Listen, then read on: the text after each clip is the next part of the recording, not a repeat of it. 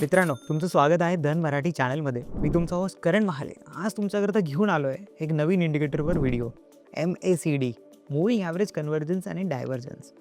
हा एक indicator top इंडिकेटर्सपैकी आहे. बरेच लोक MACD इंडिकेटर वापरतात. खूप सोपा इंडिकेटर आहे. ट्रेडिंग करणंही खूप सोपं आहे. त्याच्यावरनं अंदाज लावणंही खूप सोपं आहे की मार्केटचा ट्रेंड काय आहे. बरेच लोक मूव्हिंग ॲव्हरेजेस वापरतात, पण MACD वापरणारेही बरेच लोक आहेत. तर चला तर समजून घेऊया नक्की MACD हा इंडिकेटर आहे काय. आणि यासोबतही जर तुम्हाला ऑलरेडी MACD माहिती जरी असेल तरी तुम्हाला थोडंसं तरी काहीतरी नवीन शिकायला मिळेलच. पण सोबतच मी यानंतर व्हिडिओच्या एंडमध्ये तुम्हाला एक स्क्रीनर बनवून दाखवणार आहे. स्कॅनेक्सवर आपण MACDचं स्क्रीनर बनवू. हे समजून घेऊ की स्टॉक्स शोधायचे कसे MACDवरनं आणि स्कॅनेक्स याच्यात आपला कसा उपयोगी ठरू शकतो हे आपल्याला यातनं कळणार आहे. तर चला तर बघूया MACD नक्की काय आहे. मित्रांनो, मी tv.dhan लॉग इन केलं आहे. आपण धनच्या ट्रेडिंग व्ह्यू प्लॅटफॉर्मवर आहोत. आता यात तुम्ही जर इथे क्लिक कराल तर इंडिकेटर्समध्ये आपण MACD जर टाईप केलं तर आपल्याला हा इंडिकेटर सापडेल. जेव्हा MACD मी क्लिक केलं, जेव्हा आपण इथे आता क्लिक केलं आहे आपल्या ट्रेडिंग व्यू प्लॅटफॉर्मवर MACD, तुम्ही खाली बघाल तर एक इंडिकेटर अप्लाय झाला आहे. त्याच्यावर लिहिलं आहे MACD 12-26-9. आपण सेटिंग्सवर जाऊ. मी तुम्हाला पहिले महत्त्वाच्या काय गोष्टी ते दाखवून देतो. MACDमध्ये हिस्टोग्राम महत्त्वाचा आहे. ब्लू लाईन, मी सेटिंग्समध्ये का गेलो ते तुम्हाला समजवतो. MACD लाईन जी आहे ती ब्लू कलरची लाईन आहे आणि सिग्नल लाईन आहे ती ऑरेंज कलरची आहे. आता आपण याचे कॅल्क्युलेशन समजून घेऊया. जसं आपण कुठल्याही इंडिकेटरचे पहिले त्याचे कॅल्क्युलेशन समजून घेतो की ती व्हॅल्यू आली कशी आहे त्या इंडिकेटरला, त्यावरनं आपल्याला अंदाज येऊन जातो की आता हा इंडिकेटर कॅल्क्युलेट कसा होतो आहे. तर पहिले आपल्याला ही ब्लू लाईन MACD लाईन कशी आली आहे हे समजून घेऊ. तर याकरता मी काय करतो, इंडिकेटर्समध्ये जातो आणि तुमच्याकरता EMA, moving average exponential, 2 EMA plot करतं. तर 2 कुठली EMA प्लॉट करतो ते तुम्हाला दाखवतो. पहिल्या EMAची व्हॅल्यू ठेवते 12, कारण की MACDमध्ये 2 मूव्हिंग ॲव्हरेज यूज झाले, एक 12 आणि एक 26. आता हा मी 12 इथे प्लॉट केला आहे, तो ब्लू कलरचा आहे आणि इथे 26ही लावतो आता. आणि 26 करता मी रेड कलर ठेवतो आहे. तर आपण आता पहिले MACDच्या लाईनच्या ऐवजी वरती बघूया की जे 2 मूव्हिंग ॲव्हरेज मी नॉर्मली वरती लावले, ह्यानी आपल्याला चार्टवर काय कळतं. तर आता ब्लू हा वरचा जो EMA आहे आपल्या चार्टवरती आहे, निफ्टीच्या चार्टवर लागला आहे, त्याची व्हॅल्यू आहे 25,437. आणि रेड हा आपला 26 EMA, याला आपण 10, 20 जसे आपण छोटे EMA वापरतो तसं पकडूया. तर 12 हा छोटा EMA, 26 हा थोडा मोठा आहे त्याच्यापेक्षा. तर 12 हा 26च्या खाली आहे आणि प्राईस या दोघांच्याही खाली आहे, म्हणजे प्राईस बेरिशमध्ये आहे. तर 12 जर खाली असेल तर MACDच्या कॅल्क्युलेशनमधनं 12 EMA मधनं 26 EMA मायनस करायचा, तर आपल्याला MACDची लाईन मिळते, म्हणजे MACDची एक व्हॅल्यू मिळते. गेराल्ड ॲपल ज्यांनी MACD हा इंडिकेटर बनवला त्यांनी ह्या 2 EMAचा डिफरन्स काढला. मूव्हिंग ॲव्हरेज कन्व्हर्जन्स आणि डायव्हर्जन्स म्हणजे काय. कन्व्हर्जन्स म्हणजे काय, 2 मूव्हिंग ॲव्हरेज जेव्हा एकमेकांच्या जवळ येतात किंवा एकमेकांच्या लांब जातात त्यांना त्याच्यातला डिफरन्स कॅल्क्युलेट करायचा होता. हा डिफरन्स म्हणजेच कन्व्हर्जन्स आहे, MACD लाईन आहे. तर आता MACD लाईन कशी कॅल्क्युलेट झाली की 25,438 मधनं 25,660 ही व्हॅल्यू कट झाली. खाली काय व्हॅल्यू मला मिळाली 227. तर तुम्ही बघाल तर एक्झॅक्ट ही ब्लू लाईन 227च चालू आहे. या दोघांमधला डिफरन्स हा माझा MACD लाईनचा असतो. आता ही MACD लाईन तुम्ही बघाल तर मायनसमध्ये -226 का, कारण की हा जो 12 EMA आहे हा पहिले हा छोटावाला मोठ्या EMAपेक्षा खाली आहे, म्हणून व्हॅल्यू मायनसमध्ये आहे. तर MACDचा याचाच अर्थ आपल्याला असं कळतोय की कुठलाही इंडेक्स मी लावतोय त्याची व्हॅल्यू किती. आता निफ्टी बघतोय म्हणून याची व्हॅल्यू -200 आहे. जर मी बँक निफ्टी लावला किंवा सेन्सेक्स लावला तर याची व्हॅल्यू दिसेल बघा. आता मी सेन्सेक्स लावला आहे तर 822 व्हॅल्यू दिसते मायनस का. कशी आली ती, तिकडे 12 आहे व्हॅल्यू 82,800 जवळजवळ आणि 26ची व्हॅल्यू 83,600, त्याच्यात डिफरन्स 800. तर MACD RSI सारखा रेंज बाउंड नाही आहे. यात व्हॅल्यू 0च्या वर किंवा 0च्या खाली असू शकते. 0च्या वर म्हणजे काय, स्ट्रेंथ आहे. छोटा EMA मोठ्या EMAच्या वर आहे. छोटा कुठला आहे 12, मोठा कुठला आहे 26. जर 12 26च्या वर असेल तर व्हॅल्यू 0च्या वर असेल, म्हणजे पॉझिटिव्ह टेरिटरीमध्ये मार्केट बुलिश आहे. व्हॅल्यू नेगेटिव्ह असेल तर तो बेरिश आहे. एवढं आपल्याला MACD लाईनवरनं कळालं. मग गेराल्ड ॲपलनी काय केलं की मी 2 EMAs नेहमी बघत राहू, चार्टवरती मला थोडंसं कन्फ्युजन होईल, एवढ्या बऱ्याचशा लाईन दिसतात, म्हणून मी MACD लाईन प्लॉट केली. पण आता मला या MACD लाईनमध्ये पण एक इंडिकेटर टाकायचं आहे, जेणेकरून मला त्याचा ॲव्हरेज कळाला तर त्याच्यात कधी बाय आणि सेल येत आहे हे मी त्यावरनं ठरवेल. तर त्यांनी म्हणून अजून एक लाईन MACD लाईनवर टाकली. आता तात्पुरता मी ही 12 आणि 26 बंद करून टाकतो, कारण की आपल्याला लक्षात आलं की खालची व्हॅल्यू त्या 2 लाईनमधला डिफरन्स आहे. मग गेराल्ड ॲपलनी काय केलं की या ब्लू लाईन जी MACD लाईन आहे त्याचा ॲव्हरेज काढला त्याच्या 9 दिवसाचा ॲव्हरेज काढला, त्याला त्यांनी सांगितलं सिग्नल लाईन.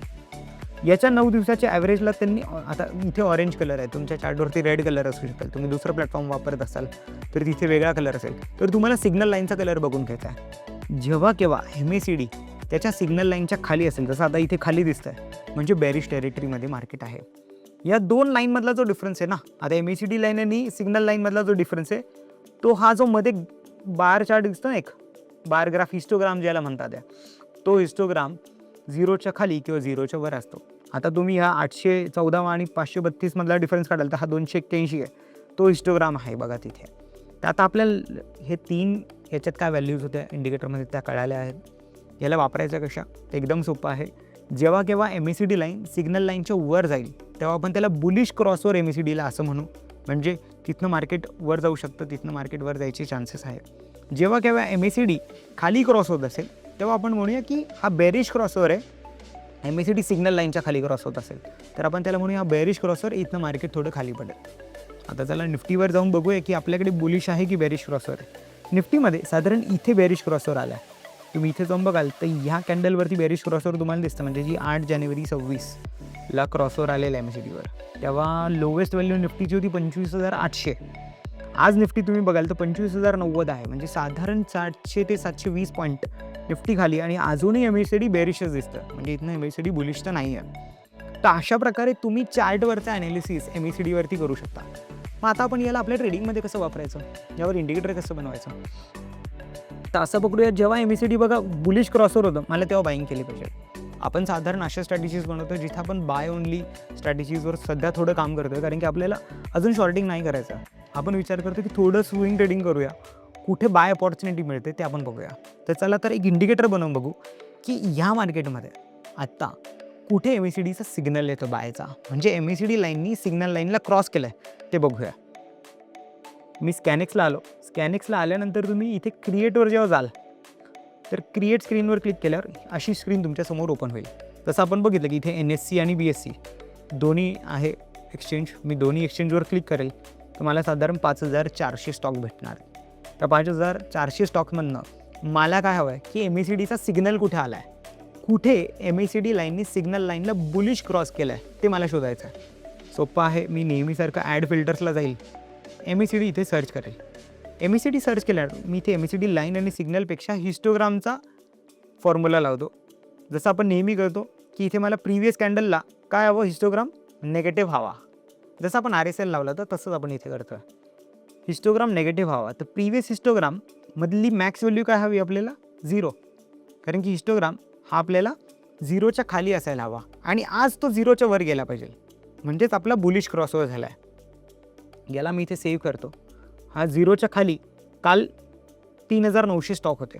आता अजून एक ॲड फिल्टर करून परत MACDला लावू, आणि आता याच्यातला हिस्टोग्राम आजची व्हॅल्यू करंट कॅन्डल इथे बघा, हा प्रिव्हियस झाला, प्रिव्हियसला याला करंट करून दिली आता, आणि याची आजची मिनिमम व्हॅल्यू, कालची मॅक्स व्हॅल्यू काय केली ती 0, म्हणजे नेगेटिव्ह ते 0.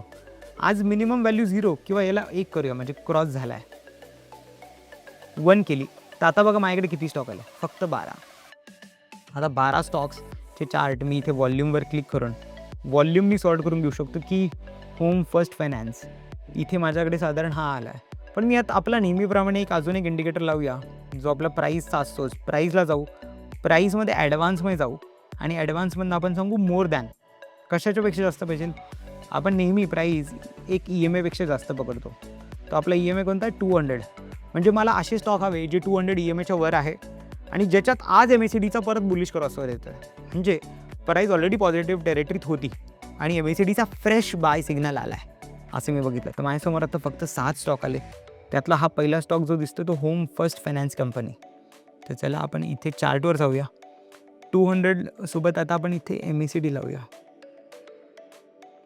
200 EMA लावून घेऊ आपल्याजवळ आणि चेक करूया होम फर्स्ट.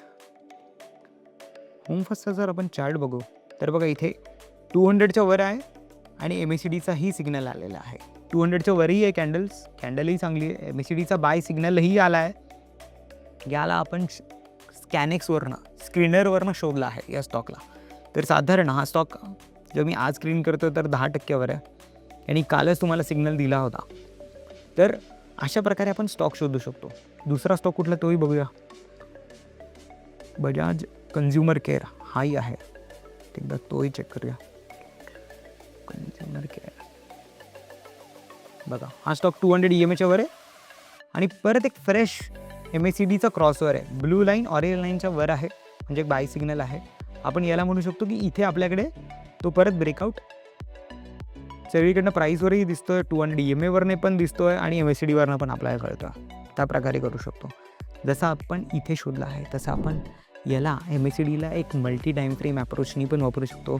तुम्ही MACDला काल बघा, आज इंट्राडे जर तुम्ही करत असाल तर 15 मिनिट टाईम फ्रेम किंवा 1 hour टाईम फ्रेमवर जाऊन फ्रेश सिग्नल शोधू शकतात. म्हणजे तुम्हाला फक्त हवं की स्टॉक हा वरती होता, नवीन स्क्रीनर बनवून बघा. माझ्याबरोबरही शेअर करा तुमचं स्क्रीनर की तुम्ही काय बनवलं आहे.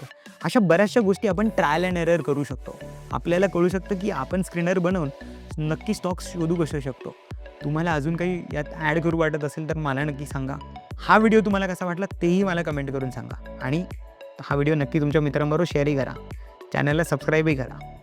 भेटूया पुढच्या व्हिडिओमध्ये. धन्यवाद.